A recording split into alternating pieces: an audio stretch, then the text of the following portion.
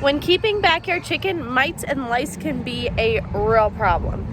But in our years of keeping chickens, we have not had a single case of mites and lice. And I'm going to show you what we do to prevent them. So I just put down a fresh layer of pine shavings because we do the deep litter method, which means you just keep adding pine shavings for a while and then we take them off. If you want to see how to deep clean after that, I just did a video about that. I'll leave a link to it.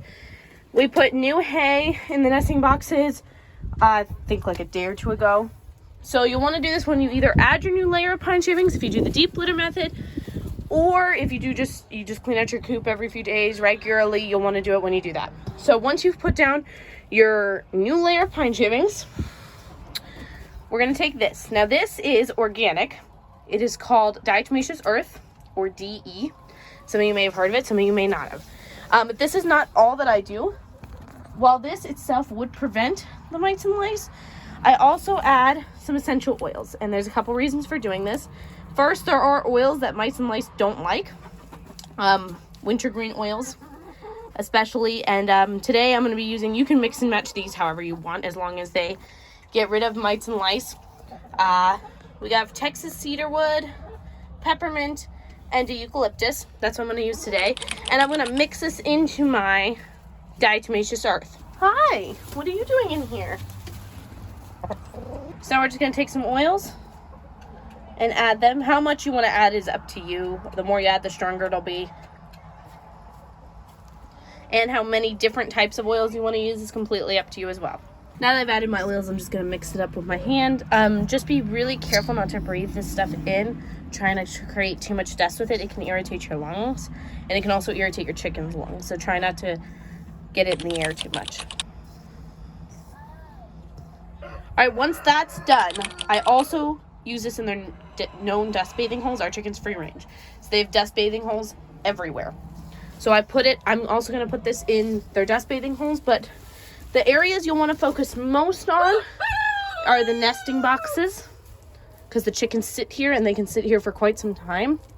Just make sure you spread some there on top of fresh bedding.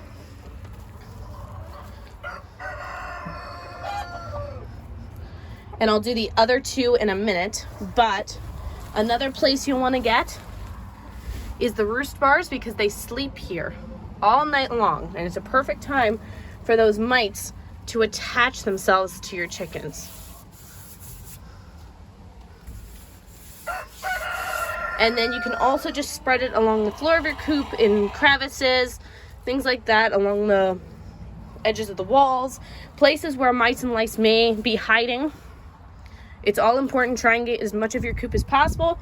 And then if you want to do your dust bathing holes too, just put this in your dust bathing holes, give it a little stir. You don't really need to mix it in that well. Now if you make a dust bathing hole for your chicken, just add this to whatever mixture of whatever you did like to add to your chicken dust bathing hole. But if you just let them pick their own holes like we do, and let them do it pretty much wherever they want, then just put this in their holes. Maybe give it a little stir. You don't really need to mix it in too much. And then once they dust bathe, they'll get this stuff all over them, and that'll stop the mites and lice. And after doing the whole coop, as you can see,